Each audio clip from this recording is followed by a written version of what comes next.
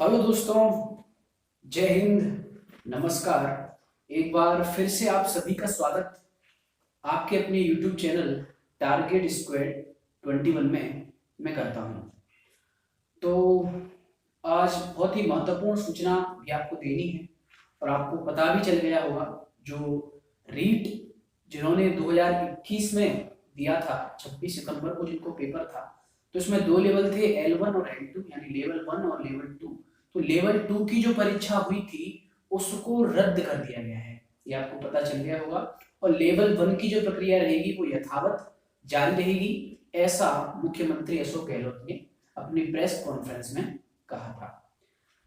ठीक है, तो फिर लेवल 2 तो दोबारा होनी है और लेवल 1 की जो प्रक्रिया है वो यथावत जारी रहेगी। इसके साथ नई भर्ती जो होगी, जो भर्ती प्रक्रिया होगी वो 62,000 पदों पर होगी। कितने पदों पर होगी? 62,000 पदों पर होगी। तो ये फिर से आपके लिए एक मौका है।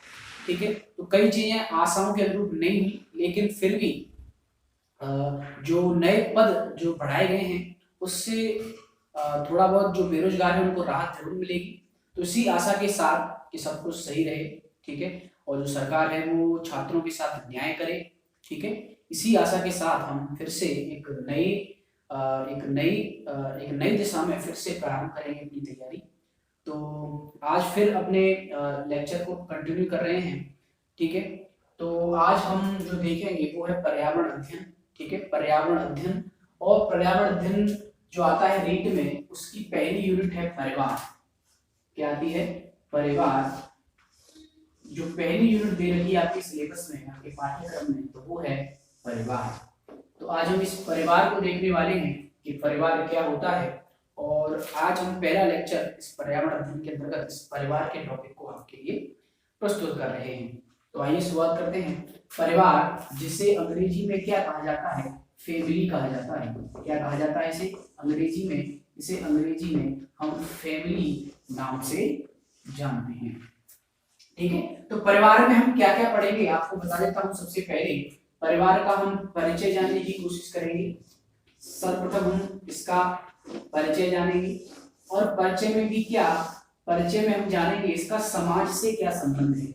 इसका समाज से क्या संबंध है, समाज से परिवार का क्या संबंध है, हम सबसे पहले इसका परिचय लेंगे, ठीक है। आपको परिवार से परिचय कराएंगे कि परिवार और समाज में क्या संबंध होता है, ठीक है। फिर हम परिवार का अर्थ जानने की कोशिश करेंगे, उसका शाब्दिक अर्थ जानने की कोशिश करेंगे। उसके बाद हम देखेंगे इसका अर्थ, देखेंगे परिचय, अर्थ। अर्थ के बाद हम देखेंगे इसकी महत्वपूर्ण परिभाषाएं, क्या महत्वपूर्ण परिभाषाएं, और कौन कौन सी परिभाषाएं हमें पढ़नी है, किन समाज शास्त्र की परिभाषाएं पढ़नी है, वो भी मैं आपको बता देता हूँ। सबसे पहले हम पढ़ेंगे ऑगस्ट काम्टे के अनुसार। कौन है? ऑगस्ट काम्टे, या ऑगस्ट काम्टे भी कहते हैं, ऑगस्ट काम्टे। सबसे पहले हम इनकी परिभाषा को जानेंगे। फिर हम प्लेटो को पढ़ेंगे, इसको पढ़ेंगे प्लेटो को, इन्होंने परिवार के बारे में क्या कहा है। फिर हम पढ़ेंगे C.H. कूले के अनुसार। इसके बाद हम देखेंगे इलियट नाम के समाजशास्त्री की परिभाषा, और सबसे अंत में हम देखेंगे क्लेमर की परिभाषा। इसकी परिभाषा देखेंगे हम, क्लेमर जो समाजशास्त्री थे उनकी परिभाषा को हम देखेंगे। तो हम 5 परिभाषाओं को यहाँ पर पढ़ने वाले हैं। आपके लिए बता दूं, ऑगस्ट काम्टे, प्लेटो, C.H. कूले, इलियट और क्लेमर को हम देखने वाले हैं। परिभाषाओं के बाद हम देखेंगे विशेषताएं, ठीक है। परिवार की क्या विशेषताएं होती हैं, और वो भी हम महत्वपूर्ण विशेषताओं पर बात करेंगे। लगभग 6 विशेषताएं हम देखेंगे, ठीक है। जो महत्वपूर्ण विशेषताएं, जो प्रमुख विशेषताएं जहां से प्रश्न आ सकता है, तो लगभग हम 6 विशेषताएं देखेंगे, ठीक है। कम ज्यादा भी हो सकती है विशेषताएं, तो 5 या 6 विशेषताएं हम उनकी देखेंगे, ठीक है। तो इस प्रकार से हमारा यह क्रम रहेगा, और विशेषताओं के बाद हम अंत में देखेंगे प्रकार। क्या देखेंगे? प्रकार, यानी परिवार के कितने प्रकार होते हैं, और वो भी भारतीय सभ्यता के अनुसार। किसके अनुसार? भारतीय सभ्यता के अनुसार, या भारतीय दर्शन के अनुसार, ठीक है। यानी भारत में जो समाज शास्त्र है उन्होंने क्या कहा, तो भारतीय सभ्यता के अनुसार हम देखेंगे क्या, परिवार के प्रकार।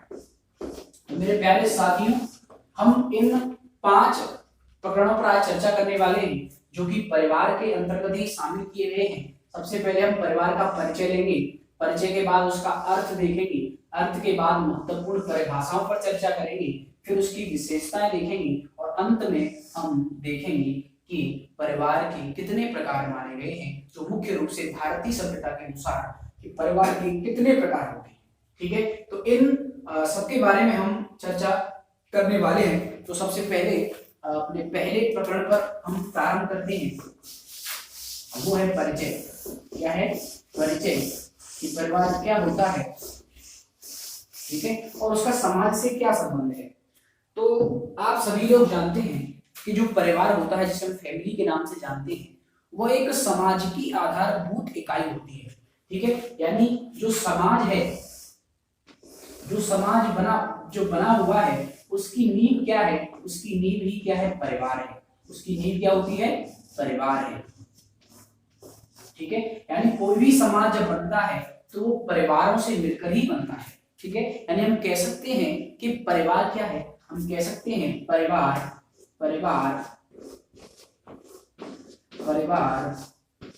समाज की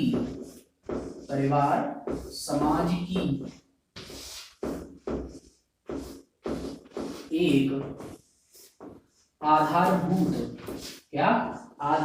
आधारभूत का मतलब फंडामेंटल। ठीक है, यानी नींव कह सकते हैं, समाज की नींव कहें या आधारभूत इकाई कहें, दोनों ही बात एक ही है। तो परिवार समाज की आधारभूत इकाई है। ठीक है, या होती है। तो परिवार क्या होती है? किसी भी समाज की, किसी भी सभ्य समाज की क्या होती है? आधारभूत इकाई होती है। यानी जो एक नियमित समाज होता है, जो व्यवस्थित समाज होता है, उसकी जो इकाई होती है वो क्या होती है? परिवार होती है। ठीक है, क्या होती है? परिवार। क्योंकि परिवार से ही मिलकर क्या बनता है? समाज बनता है। हम आगे पढ़ेंगे परिवार की विशेषताओं में कि जब 2 या 2 से अधिक परिवार जब मिलते हैं, क्या मैं क्या कहना चाह रहा हूं, जब 2 या 2 से अधिक परिवार, यानी परिवार, ठीक है, या 2 से अधिक परिवार, यानी जब परिवार मिलते हैं तभी क्या बनता है? समाज बनता है। परिवार और परिवार जब मिलते हैं तभी क्या बनता है? समाज का निर्माण होता है। क्या होता है? समाज का निर्माण होता है। यानी समाज का परिवार के बिना कोई अस्तित्व नहीं है। ठीक है, और परिवार क्या है? समाज की एक आधारभूत इकाई है, उसका अंग है, उसका एक प्राथमिक अंग है। यह भी कह सकते हैं कि जो परिवार है वो समाज का एक क्या है? प्राथमिक अंग होता है। और 2 या 2 से अधिक परिवारों से मिलकर क्या बनता है? किसी भी समाज का निर्माण होता है। लेकिन बात करें कि एक व्यक्ति को समाज की क्या आवश्यकता होती है, क्या उसे परिवार की आवश्यकता होती है? जी बिल्कुल होती है। अगर किसी व्यक्ति के पास अपना परिवार नहीं है तो फिर वो समाज से नकारा जा सकता है। क्या किया जा सकता है? समाज से नकारा भी जा सकता है। तो किसी भी समाज के लिए परिवार की आवश्यकता होती है, क्योंकि परिवार ही प्राथमिक समूह होता है। ठीक है, और अगर उसे समाज में रहना है तो उसे अपना परिवार बनाना होगा। ठीक है, क्योंकि परिवार समाज का अंग होता है। बिना परिवार के समाज का कोई अस्तित्व नहीं है। और एक जो प्राणी है, अरस्तु ने भी कहा है, आप ध्यान दीजिएगा, अरस्तु ने कहा है, नोट करके आप लिख सकते हैं, नोट करके लिख सकते हैं, अरस्तु ने क्या कहा है। तो अरस्तु कहते हैं कि जो मनुष्य है, जो प्राणी है, या जो व्यक्ति है, वह क्या है? अरस्तु द्वारा कहा गया कि जो प्राणी होता है वो क्या है? सामाजिक पशु होता है। क्या होता है? सामाजिक पशु होता है। कौन होता है? सामाजिक पशु होता है। ठीक है, मनुष्य की तुलना किससे की है? सामाजिक पशु से। यानी हम समाज में रहकर ही अपना, ठीक है, अपना विकास कर सकते हैं। समाज के बिना हमारा विकास संभव नहीं है। ये बात अरस्तु ने भी कही और हमें कहा कि हम समाज से कोई यानी समाज के बिना हमारा अस्तित्व नहीं है।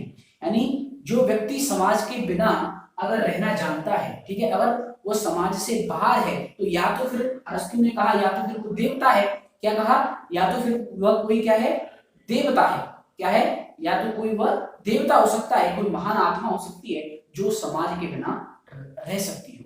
ठीक है, तो ये अरस्तु ने कहा है कि जो प्राणी होता है वो सामाजिक पशु होता है, क्योंकि जो व्यक्ति होता है वह समाज में रहकर ही अपनी आवश्यकताओं को पूरा कर सकता है। क्या कर सकता है? तो व्यक्ति होता है वो समाज में रहकर ही अपनी आवश्यकताओं को या अपने व्यक्तित्व को यानी अपने व्यक्तित्व का भली भांति प्रकार से अपना विकास कर सकता है। समाज के बिना ऐसा संभव नहीं है।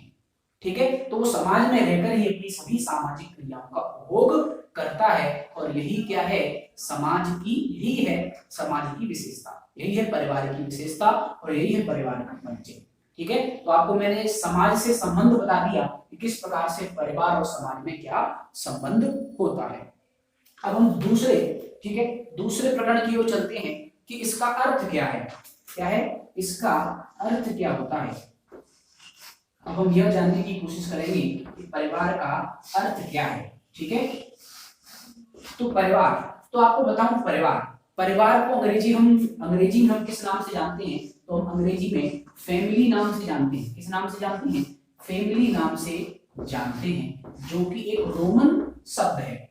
फैमिली, जिसे हम अंग्रेजी में फैमिली कहते हैं परिवार को, तो जो परिवार जो फैमिली शब्द से बना हुआ है, ठीक है, अंग्रेजी का पर्याय है फैमिली। तो जो फैमिली है, फैमिली जो है वह एक फेमुलस शब्द से बना हुआ है।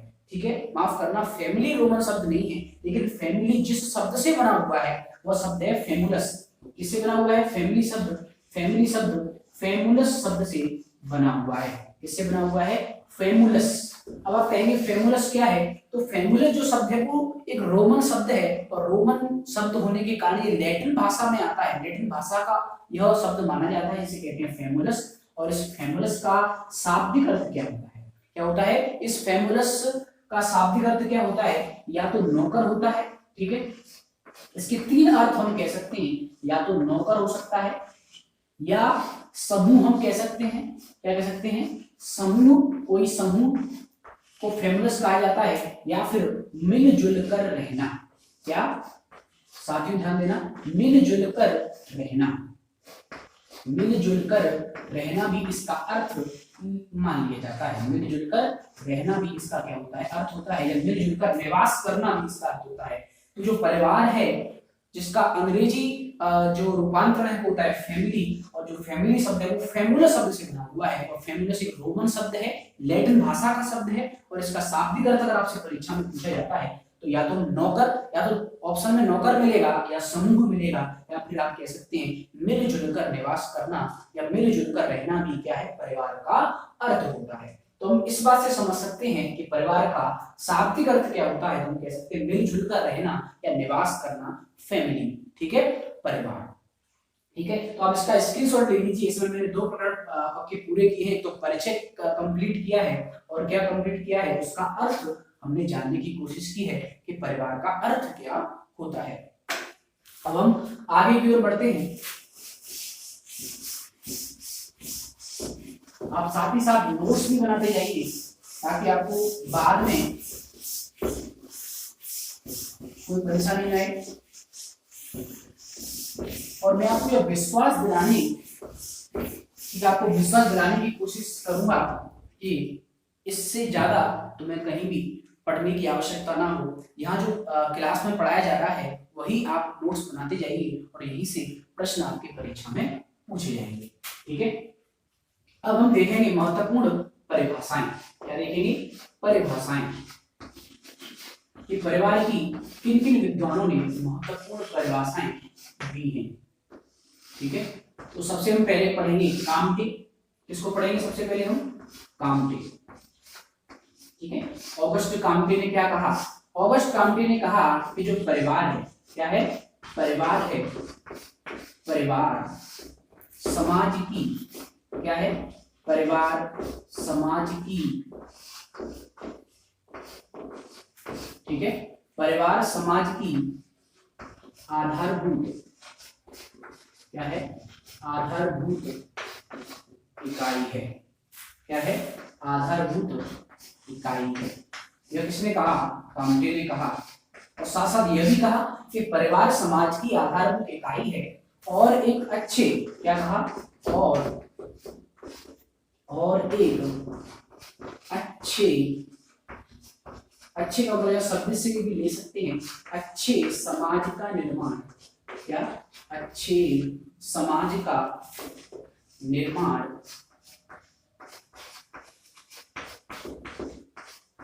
दो या दो से अधिक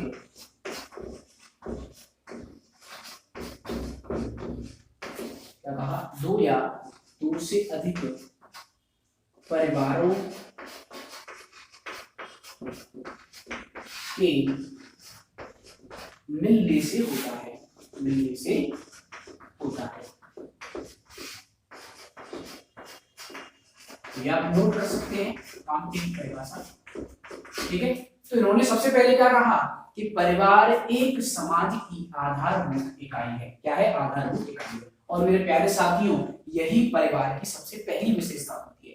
ठीक है, हम विशेषता में पढ़ेंगे तो पहली विशेषता हम इन्हीं कांटे की परिभाषा में जो दिया गया है, ठीक है, जो विचार दिया गया है कि समाज की आधारभूत इकाई क्या है, परिवार है, तो हम यही पढ़ेंगे सबसे पहले कि परिवार समाज, किसी भी समाज की एक आधारभूत इकाई होती है। यह परिवार की पहली विशेषता है। ये किसके द्वारा दी गई थी? कांटे के द्वारा दी गई थी। इसके साथ उन्होंने ये भी कहा कि एक अच्छे समाज का निर्माण, एक सभ्य समाज का निर्माण दो या दो से अधिक परिवारों की मिलने से होता है। हम यह भी पढ़ेंगे, हम परिभाषा में यह भी पढ़ेंगे कि किसी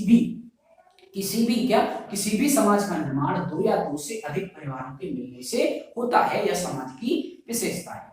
ठीक है, तो यह कांटे द्वारा दी गई परिभाषा है, तो इसको भी आपको याद रखना है। अगली परिभाषा हम पढ़ेंगे किसकी? प्लेटो की। किसकी पढ़ेंगे हम? प्लेटो की। ठीक है, तो प्लेटो जो विद्वान थे, उन्होंने क्या कहा था कि किसी भी बालक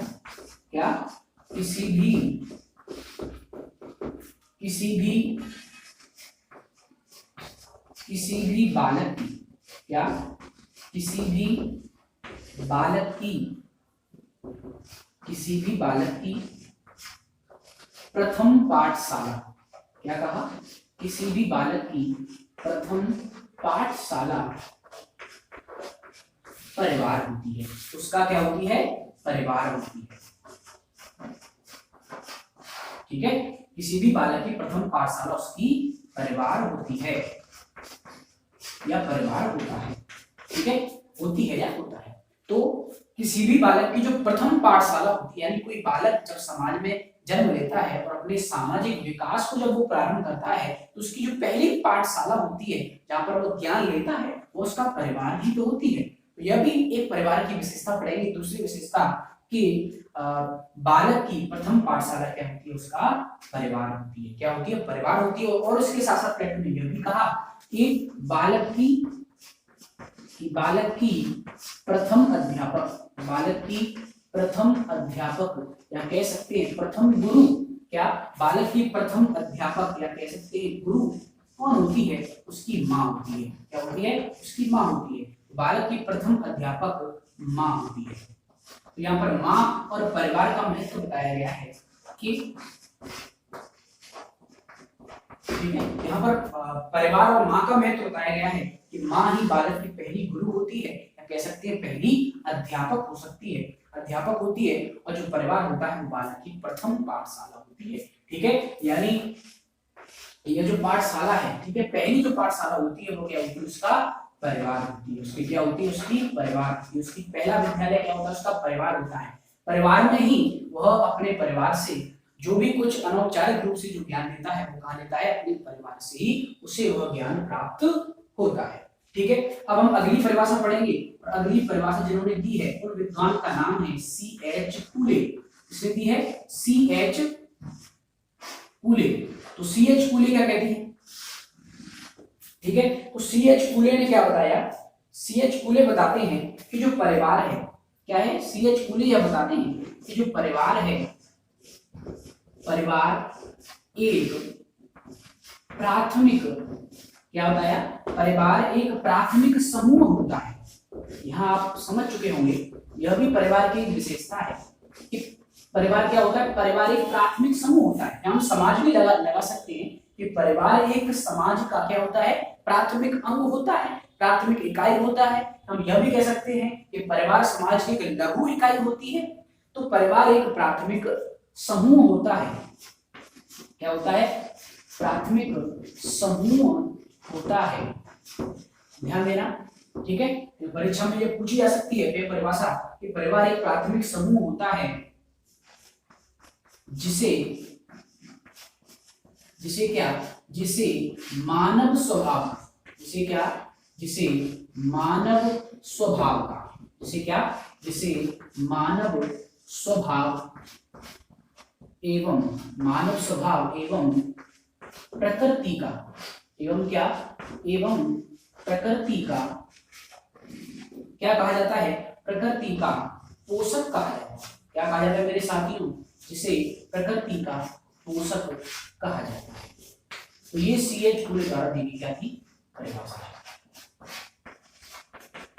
ठीक है, तो ये सीएच कूले जो विद्वान थे उन्होंने परिभाषा दी थी कि जो परिवार होता है वो एक प्राथमिक समूह होता है। क्या होता है बालकों, मेरे साथियों, परिवार एक प्राथमिक समूह होता है जिसे मानव स्वभाव, या तो मानव स्वभाव का या प्रकृति का पोषक कहा जाता है। यानी जो प्रकृति का जो पोषक करता है वो कौन है, परिवार है। प्रकृति में क्या है, प्रकृति में जीवन है और उस जीवन का पोषक कहाँ है, पोषक परिवार से। यानी जीवन की शुरुआत भी तो एक परिवार से होती है। सबसे पहले एक परिवार का निर्माण होता है। ठीक है, परिवार के लिए क्या चाहिए, तो विवाह चाहिए होता है। जब विवाह होता है, विवाह के बाद परिवार बनता है और उस परिवार से ही जीवन बनता है। तो इसलिए परिवार को किसकी संज्ञा दी गई है, मानव स्वभाव एवं प्रकृति का पोषक कहा जाता है। यानी किस संस्था को, आपसे प्रश्न पूछा जाएगा, किस सामाजिक संस्था को प्रकृति का पोषक कहा गया है और किस विद्वान ने कहा है, आपका आंसर हो जाएगा सीएच कूले। किसने कहा था, सीएच कूले ने इस बारे में बात अपनी रखी है। तो इस प्रकार से ये तीन परिभाषाएं आपको मैंने बताई हैं, काम्टे, प्लेटो और सीएच कूले। अब हम दो परिभाषाओं को और पढ़ने वाले हैं, कुल हम 5 परिभाषाओं को हम पढ़ेंगे। ठीक है, इनसे बाहर आपसे प्रश्न नहीं जाएगा। ठीक है, तो आप इसका स्क्रीनशॉट ले लीजिए। ठीक है, बड़ी धैर्य के साथ। तो आपको मैं ऐसा समझता हूं कि आपको ये सब चीजें समझ में आ रही होगी। ठीक है,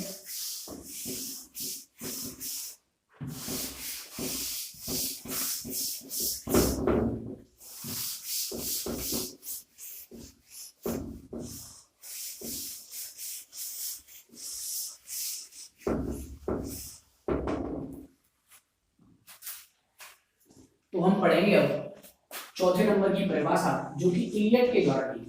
किसके द्वारा दी गई, इलियट के द्वारा दी गई। ठीक है, अब इलियट ने क्या कहा था, इलियट ने कहा था किसी भी, ठीक है, यानी परिवार क्या है, परिवार क्या है, परिवार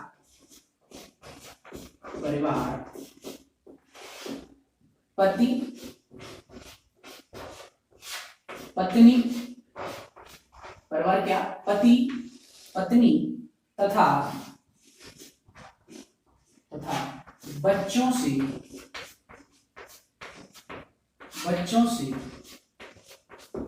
मिलकर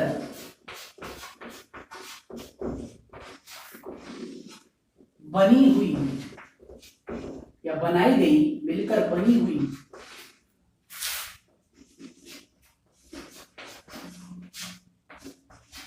एक जैविक सामाजिक इकाई है। क्या है, जैविक सामाजिक इकाई है। तो किसने बताया, इलियट महोदय ने बताया। इलियट जो विद्वान थे उन्होंने कहा कि हाँ, परिवार के बारे में आप यहाँ ठीक है हाईलाइट कर सकते हैं इसको, जैविक सामाजिक इकाई।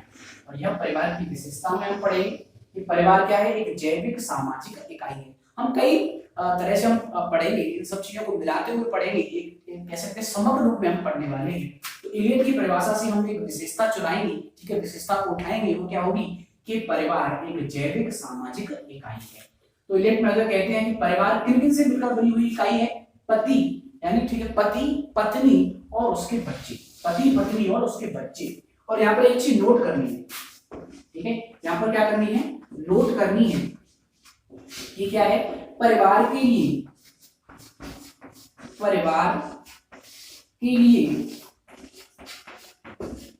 ठीक है, परिवार के लिए विवाह या विवाह जो संस्कार होता है, विवाह अनिवार्य होता है।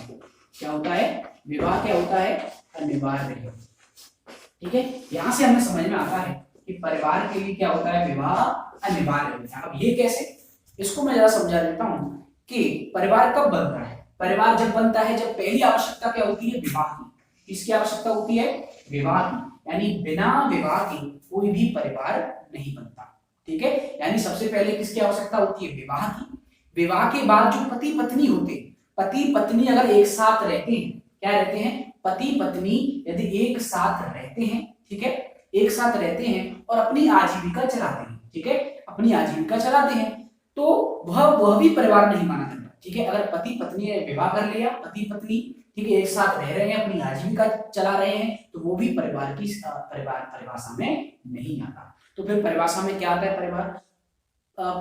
परिवार की परिभाषा में ये आता है कि पति पत्नी तथा उनके बच्चे, यानी तब तक संतानें नहीं है। यहाँ देखना इलियट मौत ने किसको दिया, पति पत्नी और बच्चों, ठीक है। तो पति पत्नी तथा बच्चों से मिलकर जो इकाई बनती है, जो जैविक सामाजिक इकाई बनती है, उसे कहते हैं हम परिवार। तो यह भी ध्यान रखना है, संतान भी क्या होती है, अनिवार्य होती है। यदि कहीं पति पत्नी दोनों मिलकर निवास करते हैं तो उसे परिवार की संज्ञा हम नहीं देते। परिवार जब बनता है जब उनकी संतानें होती हैं, तब जाकर परिवार बनता है। तो ये भी आप इस नोट को जरूर ध्यान रखिएगा।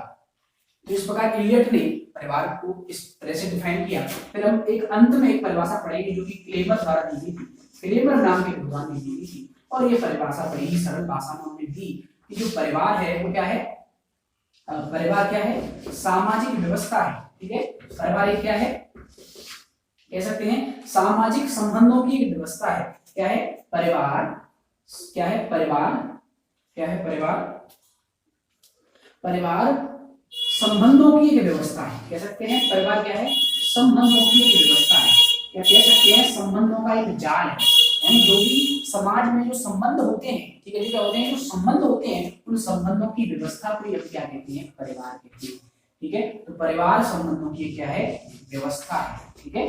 परिवार क्या है, संबंधों की एक व्यवस्था है, ठीक है। यानी संबंधों की व्यवस्था कहां से प्रारंभ होती है, तो परिवार से होती है। किससे होती है, परिवार से होती है। तो परिवार संबंधों की व्यवस्था है। और जब यह संबंध एक जाल का रूप ले लेते हैं, या किसका रूप लेते हैं, जाल का रूप ले लेते हैं, तो वही क्या कहलाता है, समाज कहलाता है। क्या कहलाता है, समाज कहलाता है। और यह परिभाषा क्लेमर द्वारा दी गई थी कि संबंधों की व्यवस्था ही क्या कहलाती है, परिवार कहलाती है। यानी यहाँ से जहां से संबंधों की व्यवस्था प्रारंभ होती है, उसी संस्था को परिवार के नाम से जानते हैं। तो मैं आशा करता हूँ ये लेक्चर बड़ी ही तल्लीनता से, ठीक है, आपके समझ में आया होगा। बड़ी रोचक तरीके से मैंने इसको समझाने का प्रयास किया है। तो इसी के साथ मैं इस लेक्चर को समाप्त करता हूँ, और आप जरूर इस चैनल से जुड़े रहिए। लगातार हम कई ऐसी लाभदायक वीडियो आपके लिए लाते रहेंगे। तो आज के लिए आप सभी का बहुत बहुत धन्यवाद, बहुत बहुत आभार। जय हिंद, नमस्कार।